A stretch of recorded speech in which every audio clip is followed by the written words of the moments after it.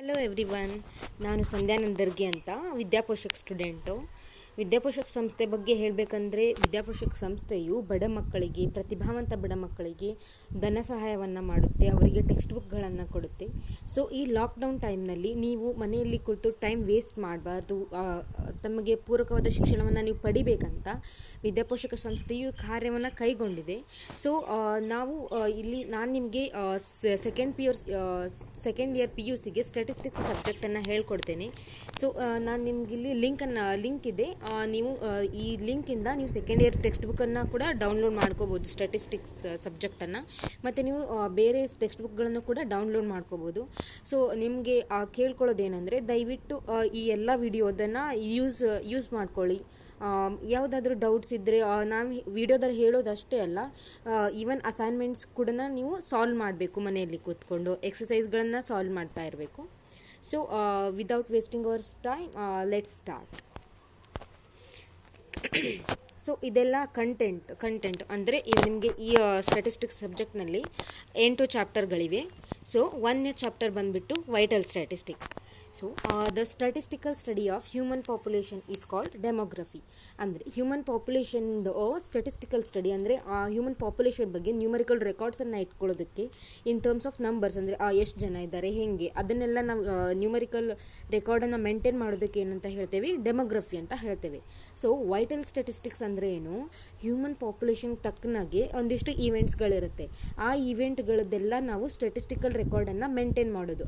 ಅಂದರೆ events related to human population ಅಂದರೆ ಏನು, ಅವನ ಬರ್ತ್ ಆಗಿರ್ಬೋದು, ಡೆತ್ ಆಗಿರ್ಬೋದು, ಸಿಕ್ನೆಸ್ಸು, ಮ್ಯಾರೇಜು, ಇದೆಲ್ಲ. ಸೊ ಬಿ ಬೆಂಜಮಿನ್ ವೈಟಲ್ ಸ್ಟ್ಯಾಟಿಸ್ಟಿಕ್ಕನ್ನು ಏನಂತ ಡಿಫೈನ್ ಮಾಡ್ತಾರೆ ಅಂದರೆ, B. Benjamin defines vital statistics are conventionally numerical records of marriages, births, sickness and deaths by which the health and growth of a community may be studied. So ಅಂದರೆ ಏನು, vital statistics ಅಂದರೆ they are the numerical records of marriage ಆಗಿರ್ಬೋದು, birth, sickness, death, ಇದೆಲ್ಲದನ್ನು ನಾವು numerical ಆಗಿ record ಇಟ್ಕೊಳ್ಳೋಕೆ. And ಆ ರೆಕಾರ್ಡಿಂದ ಏನಾಗುತ್ತೆ, ನಮ್ಮ community ಅಂದರೆ ನಮ್ಮ ಸಮಾಜದ್ದು ಗ್ರೋತ್ ಮತ್ತು ಹೆಲ್ತ್ನ ನಾವು ಸ್ಟಡಿ ಮಾಡ್ಬೋದು, ಮೆಷರ್ ಮಾಡ್ಬೋದು. ಅದಕ್ಕೆ ನಾವೇನಂತ ಹೇಳ್ತೇವೆ ಅಂದರೆ vital statistics. So methods of obtaining vital statistics. ಈ ವೈಟಲ್ ಸ್ಟ್ಯಾಟಿಸ್ಟಿಕ್ಸನ್ನು ನಾವು ಯಾವ ರೀತಿ ನಾವು ಕ್ಯಾಲ್ಕುಲೇಟ್ ಮಾಡ್ಬೋದು ಅನ್ನೋದು. ಸೊ 2 ಮೆಥಡ್ ಇದೆ. ಒಂದು ರಿಜಿಸ್ಟ್ರೇಷನ್ ಮೆಥಡು ಮತ್ತು ಇನ್ನೊಂದು census enumeration method. Registration method ಅಂದ್ರೆ ಏನು, under this method vital events such as births, marriages, deaths etcetera are continuously recorded. So events like birth ಆಗಿರ್ಬೋದು, ಮ್ಯಾರೇಜ್, ಡೆತ್, ಅವೆಲ್ಲ ಏನಾಗುತ್ತೆ, ಕಂಟಿನ್ಯೂಸ್ ಆಗಿ ರೆಕಾರ್ಡ್ ಆಗುತ್ತೆ. ಅಂದರೆ ಇವಾಗ ಇದೆಲ್ಲ ನಾವು ಯಾವ ರೀತಿ ರೆಕಾರ್ಡ್ ಮಾಡ್ತವೆ ಅಂದರೆ, ಗೌರ್ಮೆಂಟ್ ಅಥಾರಿಟೀಸ್ ಏನಿರುತ್ತಲ್ಲ, ಗ್ರಾಮ ಪಂಚಾಯತಿ ಆಗಿರ್ಬೋದು, ಮುನ್ಸಿಪಾಲ್ಟಿ, ಕಾರ್ಪೊರೇಷನ್ ಆಫೀಸ್, ಇವೆಲ್ಲ ಏನು ಮಾಡುತ್ತೆ, ಈ ರೆಕಾರ್ಡನ್ನು ಮೇಂಟೈನ್ ಮಾಡುತ್ತೆ. ಅಂದರೆ ಇವಾಗ ಬರ್ತ್ ಆಯಿತು ಅಂತಂದರೆ ನಾವೇನು ಮಾಡ್ತೇವೆ, ಗೌರ್ಮೆಂಟ್ ಅಥಾರಿಟಿಗಳಿಗೆ ಹೋಗಿ ಯಾವಾಗಾಯಿತು ಬರ್ತು, ಡೇಟ್ ಆಫ್ ಬರ್ತು, ಮತ್ತು ಆ sex of the new Born baby ಯಾವುದು, ಮತ್ತು ರಿಲಿಜಿಯನ್ ಏನು, ಮತ್ತು ಅವ್ರ ಪೇರೆಂಟ್ಸ್ ಯಾರ್ದು, ಅದನ್ನೆಲ್ಲ ನಾವೇನು ಮಾಡಿಬಿಡ್ತೀವಿ, ಒಂದು ರಿಜಿಸ್ಟರ್ ಮಾಡಿಸಿಟ್ಟು ಬರ್ತೀವಿ. ಸೊ ಅದನ್ನೇ ನಾವು ಹೆಂಗೆ ತೊಗೊಳ್ತೀವಿ, ಬರ್ತ್ ಸರ್ಟಿಫಿಕೇಟ್ ಅಂತ ತೊಗೊಳ್ತೀವಿ. So same in the case of death, and death ಆದಾಗಲೂ ಕೂಡ ಯಾರ್ದು ಡೆತ್ ಆಗಿದ್ದು, ಯಾವ ಕಾರಣಕ್ಕೆ ಡೆತ್ ಆಗಿದೆ, ಮತ್ತು ಯಾವ ಡೇಟ್ಗೆ ಡೆತ್ ಆಗಿದೆ, ಆ ಡೆತ್ ಆದವ್ರದ್ದು ಪೇರೆಂಟ್ಸ್ ಅಥವಾ ಅವ್ರದ್ದು ಹಸ್ಬೆಂಡ್, ವೈಫ್ ಯಾರು, ಅದನ್ನೆಲ್ಲ ನಾವೇನು ಮಾಡ್ತೀವಿ, ಮೇಂಟೈನ್ ಮಾಡ್ತೇವೆ. ಸೊ ಇದೆಲ್ಲ ಏನು ರಿಜಿಸ್ಟ್ರೇಷನ್ ಮೆಥಡಲ್ಲಿ ಬರುತ್ತೆ. ಇವನ್ನೆಲ್ಲ ಯಾರು ಮಾಡ್ತಾರೆ, ಗೌರ್ಮೆಂಟ್ ಅಥಾರಿಟೀಸ್ ಅಂದರೆ ಗ್ರಾಮ ಪಂಚಾಯತ್, ಮುನ್ಸಿಪಾಲಿಟೀಸ್ ಮತ್ತು corporation offices. So this method ಏನಿರುತ್ತೆ, this method is continuous and compulsory. ಅಂದರೆ ಈ ಮೆಥಡು ಕಂಟಿನ್ಯೂ ಆಗಿರುತ್ತೆ. ಇವಾಗ ಬರ್ತ್ ಆದ ತಕ್ಷಣ ಹೋಗಿ ರಿಜಿಸ್ಟರ್ ಮಾಡಿ ಬರಬೇಕು, ಡೆತ್ ಆದ ತಕ್ಷಣ ರಿಜಿಸ್ಟರ್ ಮಾಡಿ ಬರಬೇಕು, ಮ್ಯಾರೇಜ್ ಆದರೆ ರಿಜಿಸ್ಟರ್ ಮಾಡಬೇಕು, ಮತ್ತು ಇದು ಕಂಪಲ್ಸರಿ ಇರುತ್ತೆ. ಇದನ್ನು ನಾವು ಬಿಡೋಕ್ಕಾಗಲ್ಲ. ಅಂದರೆ ನಮಗೆ ಬರ್ತ್ ಸರ್ಟಿಫಿಕೇಟು ಇರಬೇಕು, ಡೆತ್ ಸರ್ಟಿಫಿಕೇಟು ಇರಬೇಕು. So this process is continuous and compulsory. So ಇನ್ನೊಂದು ಮೆಥಡ್ ಏನಂದರೆ ಸೆನ್ಸಸ್ ಇನ್ಯುಮರೇಷನ್ ಮೆಥಡ್. ಸೆನ್ಸಸ್ ಅಂದರೆ ಏನು, ಜನಗಣತಿ ಅಂತ. ಸೊ ಇವಾಗ ನಮ್ಮ ಇಂಡಿಯಾದಲ್ಲಿ ಹೆಂಗೆ ಮಾಡ್ತಾರೆ, 10 ವರ್ಷಕ್ಕೊಂದ್ಸಲ ಜನಗಣತಿ ಮಾಡ್ತಾರೆ. ಈ ಮೋಸ್ಟ್ ಆಫ್ ದ ಕಂಟ್ರೀಸಲ್ಲೂ ಕೂಡ ಸೆನ್ಸಸ್ ಯಾವಾಗುತ್ತೆ, ಎವ್ರಿ 10 years ಅದನ್ನು ಕ್ಯಾಲ್ಕುಲೇಟ್ ಮಾಡ್ತಾರೆ. ಸೊ ಆ ಸೆನ್ಸಸ್ ಇನ್ಯುಮರೇಷನ್ ಅಂದರೆ ಸೆನ್ಸಸ್ ಮಾಡುವಾಗ ಮನೆಗಳಿಗೆಲ್ಲ ಹೋಗಿ ಆ ಮನೆಯಲ್ಲಿ ಎಷ್ಟು ಜನ ಇದ್ದಾರೆ, ಯಾರ್ಯಾರ್ದು ಎಜುಕೇಷನ್ ಏನೇನಾಗಿದೆ, ಮತ್ತು ಅವ್ರದ್ದು ಇವಾಗ ಏಜ್ ಎಷ್ಟು, ಅವ್ರು ಇವಾಗ ಆಕ್ಯುಪೇಷನ್, ಅವ್ರ ಉದ್ಯೋಗ ಏನು ಮಾಡ್ತಿದ್ದಾರೆ, ಅವ್ರದ್ದು ರಿಲಿಜನ್ ಯಾವುದು, ಅವ್ರದ್ದು ಸ್ಟೇಟಸ್ ಏನು, ಮ್ಯಾರಿಟಲ್ ಸ್ಟೇಟಸ್ ಏನಂದರೆ ಅವ್ರು ಸಿಂಗಲ್ಲಾ, ಮ್ಯಾರಿಡಾ, ಅನ್ಮ್ಯಾರಿಡಾ, ಈ ಟೈಪ್ ಎಲ್ಲ ನಾವೇನು ಮಾಡ್ತೀವಿ ಸೆನ್ಸಸ್ನಲ್ಲಿ ಕಲೆಕ್ಟ್ ಮಾಡ್ತಾರೆ ಡೇಟಾ. ಆದರೆ ಇದೇನಾಗುತ್ತೆ, ನಮಗೆ ಇನ್ಫಾರ್ಮೇಷನ್ ಯಾವಾಗ ಅವೈಲೇಬಲ್ ಇರುತ್ತೆ, only for the census year. ಅದೇ ಇವಾಗ 2010 ಸೆನ್ಸಸ್ ಆಗಿದೆ ಅಂತ ನಾವು ತಿಳ್ಕೊಂಡ್ರೆ 2012 ಎಷ್ಟು ಬರ್ತ್ ಆಗಿದೆ, ಎಷ್ಟು ಡೆತ್ ಆಗಿದೆ ಅನ್ನೋದೇನಾಗುತ್ತೆ ನಮಗೆ ಸಿಗೋದಿಲ್ಲ. So this process is discontinuous, ಅಂದರೆ ಇದು ಕಂಟಿನ್ಯೂಸ್ ಇರೋದಿಲ್ಲ. ಸೊ ಈ ಮೆಥಡ್ ಏನಾಗುತ್ತೆ, compare to registration method, vital ಸ್ಟ್ಯಾಟಿಸ್ಟಿಕ್ಸ್ಗೆ ಬೇಕಾದಂತಹ ಡೇಟಾವನ್ನು ಇದು ಕೊಡೋದಿಲ್ಲ, census enumeration method.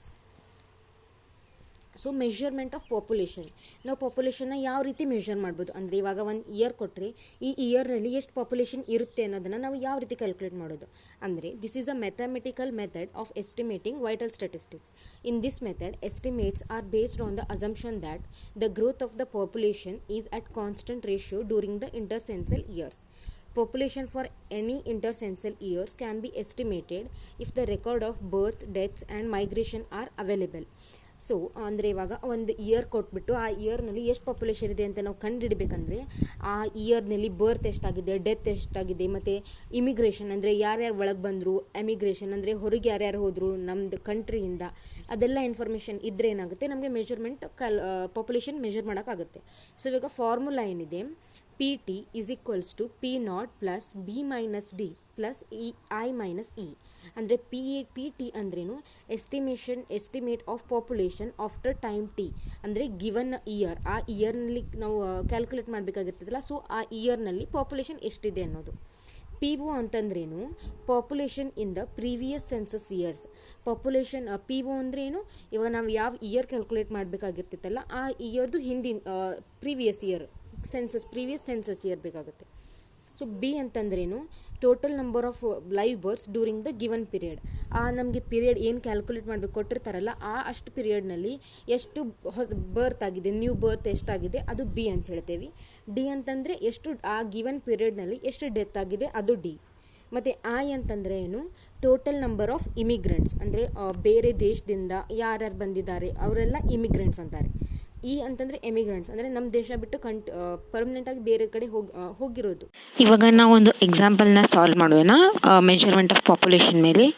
So find PT given P0 is equals to 1,26,305, births is equal to 6,500, deaths is equal to 4,050, immigrants is equals to 8,065 and emigrants is 6,000. So ನಾವೀಗ ಏನು find out ಮಾಡಬೇಕು, PT find out ಮಾಡಬೇಕು. So PT formula ಬಂದ್ಬಿಟ್ಟು P0 plus B minus D plus I minus E. So ಇವೆಲ್ಲ ವ್ಯಾಲ್ಯೂಸನ್ನು ನಾವು substitute ಮಾಡಿದ್ರೆ ನಮಗೆ ಎಷ್ಟು ಸಿಗುತ್ತೆ, 1,30,820. ಇದೇನಿದು PT ಅಂತ.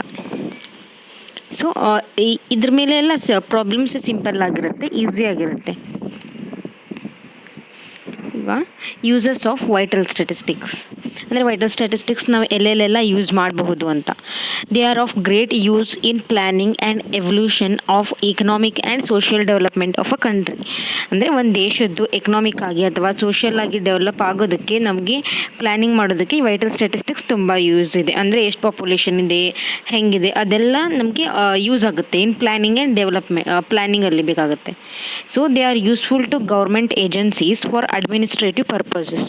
ಅಂದರೆ ಅಡ್ಮಿನಿಸ್ಟ್ರೇಟಿವ್ ಪರ್ಪಸಸ್ಗೋಸ್ಕರ ಗೌರ್ಮೆಂಟ್ ಏಜೆನ್ಸಿಗೆ ವೈಟಲ್ ಸ್ಟ್ಯಾಟಿಸ್ಟಿಕ್ಸ್ ಯೂಸ್ ಆಗುತ್ತೆ. They are very much useful in medical research. They are essential in demographic research. Demographic research ಅಂದರೆ ಪಾಪ್ಯುಲೇಷನ್ ಸಂಬಂಧಪಟ್ಟಂಗೆ ಯಾವುದೇ ಒಂದು ರಿಸರ್ಚ್ಗೆ ಡೆಮೋಗ್ರಫಿಕ್ ರಿಸರ್ಚ್ ಅಂತ ಹೇಳ್ತೇವೆ. They are highly useful to an individual by the way of recording birth, death, marriage and divorce during his or her life time. ಅಂದರೆ ಅದು ಆ ಪರ್ಟಿಕ್ಯುಲರ್ ಇಂಡಿವಿಜುವಲ್ಗೆ ಹೆಲ್ಪ್ ಆಗುತ್ತೆ. ಅಂದರೆ ತನ್ನ ಬರ್ತ್ ಯಾವಾಗಾಯಿತು ಮತ್ತು ಮ್ಯಾರೇಜ್, ಡಿವೋರ್ಸ್ ಅದಕ್ಕೆಲ್ಲ ಹೆಲ್ಪ್ ಆಗುತ್ತೆ vital statistics. They are also of great use at the international point of view. They are of great use to the government to assess the impact of family welfare programs in the country. ಅಂದರೆ family welfare programmes ಇರುತ್ತೆ, ಅಂದರೆ ಅವಾಗೆಲ್ಲ ಅದಕ್ಕೆಲ್ಲ ಈ vital statistics use ಆಗುತ್ತೆ. ಅಂದರೆ ಎಷ್ಟು ಬರ್ತ್ ಆಗಿದೆ, ಸೊ ನಾವು ಮಾಡಿದಂಥ ಫ್ಯಾಮಿಲಿ ವೆಲ್ಫೇರ್ ಪ್ರೋಗ್ರಾಮ್ ಯೂಸ್ ಆಯಿತಾ, ಹೆಂಗೆ ಜನರಲ್ ಅರಿವು ಮೂಡ್ತಾ, ಆ ಟೈಪ್ ಎಲ್ಲ. They are used in actuarial science. So actuarial science ಅಂದರೆ ಅದು ಸ್ಟ್ಯಾಟಿಸ್ಟಿಕಲ್ ಮತ್ತು ಮ್ಯಾಥಮೆಟಿಕಲ್ ಮೆಥಡ್ಸ್ ಇರುತ್ತೆ ರಿಲೇಟೆಡ್ ಟು ಪಾಪ್ಯುಲೇಷನ್. ಸೊ ಇವಾಗ ವೈಟಲ್ ಸ್ಟ್ಯಾಟಿಸ್ಟಿಕ್ಸ್ ಅಂತಂದರೆ ನಮ್ಮ ತಲೆಯಲ್ಲಿ ಏನಿರಬೇಕು, ಬರ್ತ್ ಡೆತ್ತು ಅದೆಲ್ಲ ಇರಬೇಕು. ಸೊ ಇವಾಗ ಬರ್ತ್ ಹೆಂಗಾಗುತ್ತೆ, ಫರ್ಟಿಲಿಟಿ ಅಂದರೆ ಒಂದು ವುಮೆನ್ಗೆ ಫರ್ಟಿಲಿಟಿ ಇದ್ದಾಗ ಮಾತ್ರ ಏನಾಗುತ್ತೆ, ಬರ್ತ್ ಆಗುತ್ತೆ. ಅಂದರೆ ಇವಾಗ fertility refers to the births occurring to women of child bearing age. ಅಂದರೆ ಒಂದು ವುಮೆನ್ಗೆ ಚೈಲ್ಡ್ ಬಿಯರಿಂಗ್ ಏಜ್ ಇರಬೇಕು, ಅಂದರೆ ಅವಳು ಒಂದು ಮಗುವನ್ನು ಹಡಿಯೋದಕ್ಕೆ ಸಮರ್ಥಳಾಗಿರಬೇಕು. ಆ ಸಮಯದಲ್ಲಿ ಅವಳು ಏನೇನು ಮಕ್ಕಳಿಗೆ ಬರ್ತ್ ಎಲ್ಲ ಕೊಡ್ತಾರಲ್ಲ ಆ ಪೀರಿಯಡ್ಗೆ, ಅದಕ್ಕೆ ನಾವೇನಂತ ಹೇಳ್ತೀವಿ, ಫರ್ಟಿಲಿಟಿ ಅಂತ ಹೇಳ್ತೀವಿ. So the child bearing age refers to the age of females between 15 and 49 years and also called germination period. ಅಂದರೆ ಚೈಲ್ಡ್ ಬಿಯರಿಂಗ್ ಏಜ್ ಅಂದರೆ ಏನು ಅಂದರೆ ಅವಳು ಯಾವಾಗ ಸಮರ್ಥಳಾಗಿರ್ತಾಳೆ ಅಂದರೆ 15 to 49 ಏಜ್ ತನಕ ಏನಿರುತ್ತೆ ಅದಕ್ಕೆ ನಾವು ಚೈಲ್ಡ್ ಬಿಯರಿಂಗ್ ಏಜ್ ಅಂತ ಹೇಳ್ತೇವೆ. ಅದಕ್ಕೆ ನಾವು ಜರ್ಮಿನೇಷನ್ ಪೀರಿಯಡ್ ಅಂತಲೂ ಕೂಡ ಹೇಳ್ಬೋದು. So fecundity refers to the capacity of a woman to bear children. ಅಂದರೆ ಆ ಮಕ್ಕಳನ್ನ ಹಡಿಯೋದಕ್ಕೆ ಅವಳ ಕೆಪಾಸಿಟಿ ಏನಿರುತ್ತೆ ಅದಕ್ಕೆ ನಾವು ಏನಂತ ಹೇಳ್ತೇವೆ, ಫಿಸೆಂಡಿಟಿ ಅಂತ ಹೇಳ್ತೇವೆ. It is the maximum fertility level that can be attained. So measures of fertility ಅಂದರೆ ನಾವು ಫರ್ಟಿಲಿಟಿನ ಯಾವ ಥರ ಮೆಷರ್ ಮಾಡ್ಬೋದು ಅಂದರೆ ಅದು ಬರ್ತ್ ಎಷ್ಟಾಗುತ್ತೆ ಹಾಗೆಲ್ಲ ನಾವು ಹೆಂಗೆ ಮೆಷರ್ ಮಾಡ್ಬೋದು ಅಂದರೆ different measures of fertility are crude birth rate, general fertility rate, age specific fertility rate, total fertility rate. Crude birth rate ಅಂದರೆ ಈ ಫರ್ಟಿಲಿಟಿ ಅಲ್ಲಿ ಕ್ರೂಡ್ ಬರ್ತ್ ರೇಟ್ನ ಹೆಂಗೆ ಮೆಷರ್ ಮಾಡ್ಬೋದು ನಾವು ಅಂದರೆ ಎಷ್ಟು ಬರ್ತ್ಸ್ ಆಗಿದೆ ಅಕಾರ್ಡಿಂಗ್ ಟು ವೇರಿಯಸ್ ಕ್ರಿಟೀರಿಯಾ ಹಾಗೆ. So it is the simplest method of measuring fertility. It is defined as the average number of live births occurring to 1000 individuals in a year. ಅಂದರೆ ಇಲ್ಲಿ ನಾವು ಹೆಂಗೆ ಮಾಡ್ತೇವೆ, ಆ ಪರ್ಟಿಕ್ಯುಲರ್ ಒನ್ ಇಯರ್ನಲ್ಲಿ 1000ಗೆ calculate ಮಾಡ್ತೇವೆ. ಅಂದರೆ ಪರ್ಸೆಂಟೇಜ್ಗೆ ಹೆಂಗೆ 100ಗೆ ಕ್ಯಾಲ್ಕುಲೇಟ್ ಮಾಡ್ತೇವೆ ಹಾಗೆ ಇವಾಗ ನಾವು 1000ಗೆ ಕ್ಯಾಲ್ಕುಲೇಟ್ ಮಾಡ್ತೇವೆ. ಮತ್ತು it is the simplest methods. ಅಂದರೆ ಇದು average number of live births ಅಂದರೆ ಒನ್ ಇಯರ್ನಲ್ಲಿ ಎಷ್ಟು ಪಾಪ್ಯುಲೇಷನ್ ಇದೆ ಅಷ್ಟು ಪಾಪ್ಯುಲೇಷನ್ನಲ್ಲಿ ಎಷ್ಟು ಲೈವ್ ಬರ್ತ್ ಇದೆ ಅದನ್ನು ನಾವು ಬರಿತೇವೆ. ಸೊ ಆ ಫಾರ್ಮುಲಾ ಅಂದರೆ ಕ್ರೂಡ್ ಬರ್ತ್ ರೇಟ್ ಫಾರ್ಮುಲಾ ಏನು ಬರುತ್ತೆ, number of live births in a year divided by average population in the year into 1000. So live births ಅಂತಂದರೆ ಬಿ ಬರುತ್ತೆ, average population in the year into 1000. Merits ಈ method ನಮಗೆ ಏನೇನು use ಆಗುತ್ತೆ, it is simple to understand and easy to calculate. So ಇದು simple ಇದೆ, ಎಲ್ಲ ಏನಿಲ್ಲ, ಲೈವ್ ಬರ್ತ್ಸ್ ಬೇಕು ಮತ್ತು ಎವರೇಜ್ ಪಾಪ್ಯುಲೇಷನ್ ಬೇಕು. ಅವೆರಡು ಡಿವೈಡ್ ಮಾಡಿಬಿಟ್ಟು ಇಂಟು 1000 ಮಾಡಿಬಿಟ್ರೆ ನಮಗೆ ಕ್ರೂಡ್ ಬರ್ತ್ ರೇಟ್ ಸಿಗುತ್ತೆ. ಅಂದರೆ ನಾವು ಎವ್ರಿ 1000 ಇಂಡಿವಿಜುವಲ್ಸ್ಗೆ ಕ್ಯಾಲ್ಕುಲೇಟ್ ಮಾಡ್ತೀವಿ ಅದನ್ನು. It does not need detailed information for computation. ಮತ್ತು ಕಂಪ್ಯೂಟೇಷನ್ ಪರ್ಪಸ್ಗೆ ನಮಗೆ ಬೇರೆ ಏನು ಡೀಟೇಲ್ಸ್ ಬೇಡ, ಬರೀ ಬರ್ತ್ ಮತ್ತು ಪಾಪ್ಯುಲೇಷನ್ ಎಷ್ಟಿದ್ದರೆ ಸಾಕು. It indicates the rate of growth of population due to live births. ಅಂದರೆ ಹೆಂಗೆ ಹೇಳುತ್ತೆ ಅಂದರೆ ಆ ಲೈವ್ ಬರ್ತಿಂದ ನಮ್ಮ ಪಾಪ್ಯುಲೇಷನ್ ಹೆಂಗೆ ಗ್ರೋತ್ ಆಗ್ತಿದೆ ಅನ್ನೋದನ್ನು ಅದು ಹೇಳುತ್ತೆ. ಸೊ ಡಿಮೆರಿಟ್ಸ್ ಏನಾಗುತ್ತೆ ಇಲ್ಲಿ, it ignores the age and sex composition of the population. ಇದರಲ್ಲಿ ಏನಿದೆ, ಬರೀ ಟೋಟಲ್ ಬರ್ತ್ ಎಷ್ಟಾಗಿದೆ ಅದನ್ನಷ್ಟೇ ನಾವು ಕ್ಯಾಲ್ಕುಲೇಟ್ ಮಾಡ್ಕೋತೇವೆ. ಏಜ್ ಆ್ಯಂಡ್ ಸೆಕ್ಸ್ನ ನಾವೇನು ಮಾಡಿಬಿಡ್ತೇವೆ ಇಲ್ಲಿ ಇಗ್ನೋರ್ ಮಾಡ್ತೇವೆ. ಅಂದರೆ ನಮ್ಗೆ ಆ ಡೇಟಾನ ನಾವು ತಗೊಳ್ಳೋದಿಲ್ಲ to compute the CBR. It takes both men and women population into consideration. So ನಾವು ಫರ್ಟಿಲಿಟಿ ಹೆಂಗೆ ಮೆಷರ್ ಮಾಡ್ತೇವೆ ಅಕಾರ್ಡಿಂಗ್ ಟು ವುಮನ್ ಮೆಷರ್ ಮಾಡಬೇಕಾಗುತ್ತೆ. ಬಟ್ ಇಲ್ಲಿ ನಾವು average population in the year ಅಂತ ತಗೊಂಡಾಗ ಅಲ್ಲಿ ಮೇಲ್ ಮತ್ತು ಫೀಮೇಲ್ ಎರಡು ಕೂಡಿನೇ ಎವರೇಜ್ ಪಾಪ್ಯುಲೇಷನ್ ಆಗುತ್ತೆ. So it takes both men and human population. It cannot be use to compare birth rates of 2 or more population. ಎರಡು ಬೇರೆ ಬೇರೆ ಇವಾಗ CBR ಮೇಲೆ ಒಂದು ಸ್ವಲ್ಪ ಪ್ರಾಬ್ಲಮ್ಸನ್ನು ಸಾಲ್ವ್ ಮಾಡೋಣ. The average population of a town in a year was 1,50,000. In the year 6,000 live births occurred in the town. Find the CBR.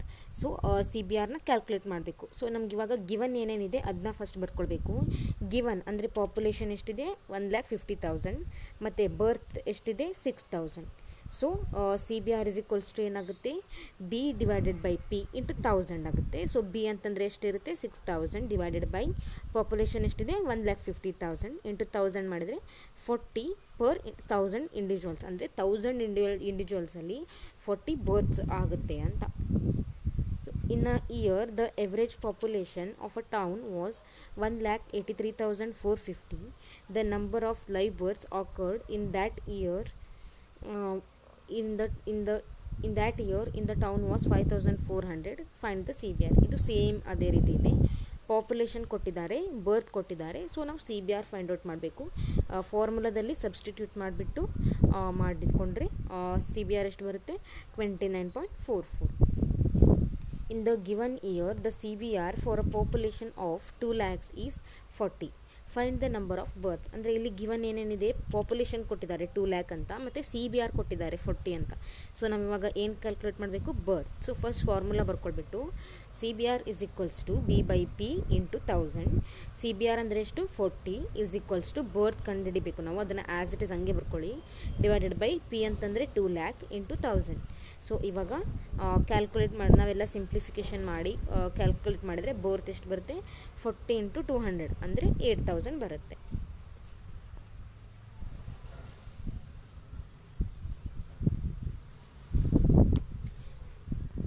From the following data calculate the crude birth rate. So ಇವಾಗ crude birth rate calculate ಮಾಡೋದಕ್ಕೆ ನಮಗೆ first ಏನೇನು ಬೇಕು ಅದನ್ನ ನೋಡ್ಕೊಳ್ಬೇಕು. First ಏನು ಬೇಕು? ಬರ್ತ್ ಬೇಕು ಮತ್ತು ಪಾಪ್ಯುಲೇಷನ್ ಬೇಕು. ಪಾಪ್ಯುಲೇಷನ್ ಅಂತಂದ್ರೇನು? ಮೇಲ್ ಮತ್ತು ಫೀಮೇಲ್ ಪಾಪ್ಯುಲೇಷನ್ ಎರಡು ಬೇಕಾಗುತ್ತೆ. ಸೊ ಫಸ್ಟ್ ಏನು ಮಾಡಬೇಕು? ಮೇಲ್ ಪಾಪ್ಯುಲೇಷನ್ ಎಲ್ಲ ಸಮ್ ಅಪ್ ಮಾಡ್ಕೊಳ್ಳಿ, ಫೀಮೇಲ್ ಪಾಪ್ಯುಲೇಷನ್ ಎಲ್ಲ ಸಮ್ ಅಪ್ ಮಾಡ್ಕೋಬೇಕು. ಆವಾಗ ಸೊ ಟೋಟಲ್ ಪಾಪ್ಯುಲೇಷನ್ ಏನಾಗುತ್ತೆ? Male population plus female population. ಬರ್ತ್ನ ಸಮ್ ಮಾಡಿಕೊಂಡ್ರೆ 8413. ಸೊ ಫಾರ್ಮುಲಾದಲ್ಲಿ ಸಬ್ಸ್ಟಿಟ್ಯೂಟ್ ಮಾಡಿದರೆ 8413 ಡಿವೈಡೆಡ್ ಬೈ ಪಾಪ್ಯುಲೇಷನ್ ಅಂದರೆ ಮೇಲ್ ಪ್ಲಸ್ ಫೀಮೇಲ್ ಅವೆರಡನ್ನೂ ಮಾಡ್ಕೊಳ್ಬೇಕು ಇಂಟು 1000. ಸೊ ದ CBR ಏನು ಬರುತ್ತೆ ನಮಗೆ? 23.83.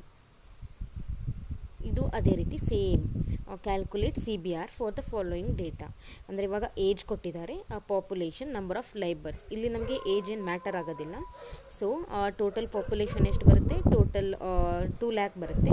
ಮತ್ತು ಬರ್ತ್ ಎಷ್ಟಿದೆ? 5000 ಇದೆ. ಸೊ CBR ಏನಾಗುತ್ತೆ? Birth divided by population into 1000. So 5000 divided by 2 lakh into 1000 ಮಾಡಿದರೆ 25. ಜನರಲ್ ಫರ್ಟಿಲಿಟಿ ರೇಟ್ ಅಂದರೆ ಇವಾಗ ನಾವು ಕ್ರೂಡ್ ಬರ್ತ್ ರೇಟ್ ಅಂದರೆ ಏನಾಗುತ್ತೆ? ಆ ಟೋಟಲ್ ಪಾಪ್ಯುಲೇಷನ್ನಲ್ಲಿ ಎಷ್ಟು ಬರ್ತ್ ಆಗಿದೆ ಇಂಟು 1000 ಮಾಡಿಬಿಟ್ಟು ಕ್ರೂಡ್ ಬರ್ತ್ ರೇಟ್ ಕ್ಯಾಲ್ಕುಲೇಟ್ ಮಾಡ್ತೀವಿ. ಬಟ್ ಫರ್ಟಿಲಿಟಿ ಮೇನ್ ಯಾವುದಕ್ಕೆ ರೆಫರ್ ಆಗುತ್ತೆ? ವುಮೆನ್ ಪಾಪ್ಯುಲೇಷನ್ಗೆ ರೆಫರ್ ಆಗಬೇಕು. ಸೊ ಅದು ಮೇನ್ ಡಿಸ್ಅಡ್ವಾಂಟೇಜ್ ಇರುತ್ತೆ ಕ್ರೂಡ್ ಬರ್ತ್ ರೇಟಲ್ಲಿ. So to overcome this limitation ಏನು ಮಾಡುತ್ತೆ? ನಾವು ಜನರಲ್ ಫರ್ಟಿಲಿಟಿ ರೇಟ್ ಅಂತ ಕ್ಯಾಲ್ಕುಲೇಟ್ ಮಾಡ್ತೀವಿ. ಸೊ ಜನರಲ್ ಫರ್ಟಿಲಿಟಿ ರೇಟ್ ಅಂತಂದರೆ ಏನು? The average number of live births occurring to 1000 women of child bearing age in year. ಅಂದರೆ ಎಷ್ಟು ಲೈವ್ ಬರ್ತ್ ಆಗುತ್ತೆ ಅದು ಯಾರಿಗೆ? ವುಮೆನ್ ಪಾಪ್ಯುಲೇಷನ್ಗೆ. ವುಮೆನ್ ಪಾಪ್ಯುಲೇಷನ್ ಅದು ಎಷ್ಟು? 15 to 49 ಏಜ್ ಅಂತಾರೆ. ಅಂದರೆ child bearing age in a year. Child bearing age ಅಂತಂದರೆ ಎಷ್ಟಂತ ಕನ್ಸಿಡರ್ ಮಾಡ್ತೀವಿ? 15 to 49 years. So generally the child bearing age for women is assumed in between 15 to 49 years. So GFR formula ಏನು ಬರುತ್ತೆ? Number of live berths during a year divided by total number of women of child bearing age in the year. So total number of women ಬೇಕು into 1000. So B divided by FP ಅಂತಂದ್ರೇನು? Female population. ಅದು ಯಾರ್ದು? 15 to 49 ಏಜಲ್ಲಿ ಇರೋದು ಮಾತ್ರ consider ಮಾಡ್ಕೊಳ್ಬೇಕು ನಾವು. ಇವಾಗ 0 to 14 ಮತ್ತು ಅಬೋವ್ 59 ಇದ್ದರೆ ಆ ವುಮೆನ್ ಪಾಪ್ಯುಲೇಷನ್ನ ನಾವಿಲ್ಲಿ ಕನ್ಸಿಡರ್ ಮಾಡಬಾರ್ದು. ಸೊ ಇದ್ರದ್ದು ಮೆರಿಟ್ಸ್ ಏನು ಬರುತ್ತೆ? It is simple to understand and easy to calculate. ಇದು ನಾವು ಈಸಿಯಾಗಿ ಕ್ಯಾಲ್ಕುಲೇಟ್ ಮಾಡ್ಬೋದು ಮತ್ತು ನಮಗೆ ಅಂಡರ್ಸ್ಟ್ಯಾಂಡ್ ಆಗುತ್ತೆ ಈಸಿಯಾಗಿ. It considers only female population of the child bearing age. So birth ಯಾರಿಗಾಗುತ್ತೆ?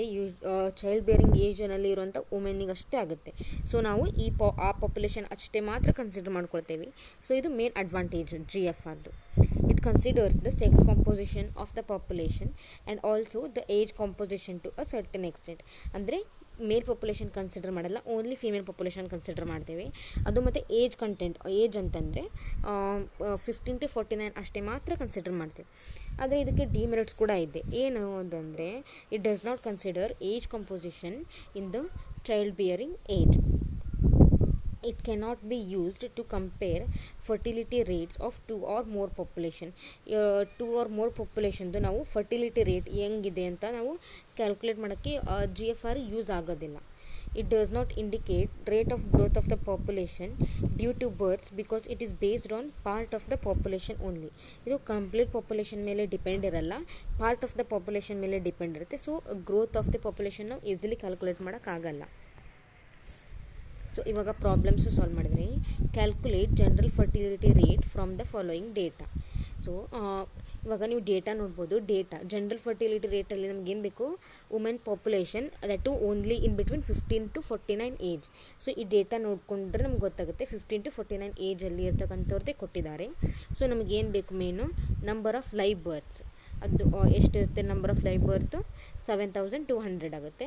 ಮತ್ತು number of women of child bearing age, ಆ 15 to 49 ಏಜ್ನಲ್ಲಿ ಎಷ್ಟು ವುಮೆನ್ ಇದ್ದಾರೆ, 1 lakh ಬರ್ತಾರೆ into 1000. So 72 berths per 1000 women of child bearing age group. Calculate GFR and CBR for the following data.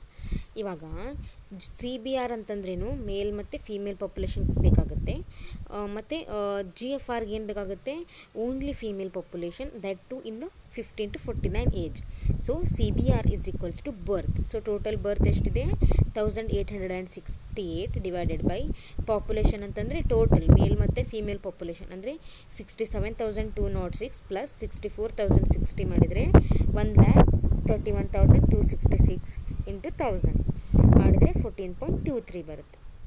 GFR ಅಂದ್ರೇನು, number of live berths during a year.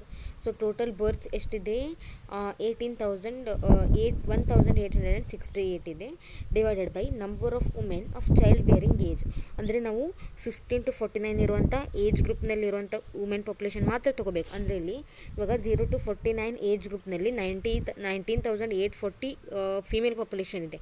ಅದನ್ನು ನಾವಿಲ್ಲಿ consider ಮಾಡಬಾರ್ದು. So ನಾವು ಏನು consider ಮಾಡಬೇಕು, only 15 to 49. ಅಂದರೆ ನಾವು ಏನೇನು ಸಮ್ಮಪ್ ಮಾಡಬೇಕು, 7,310 plus 7,120 plus 5,860 plus 9,120 plus 6,910 plus 7,900 ಮಾಡಿಕೊಂಡ್ರೆ ಎಷ್ಟು ಬರುತ್ತೆ, 36,320 ಬರುತ್ತೆ. ಸೊ ಇಂಟು 1000 ಮಾಡಿದರೆ GFR ಎಷ್ಟು ಬರುತ್ತೆ, 51.43.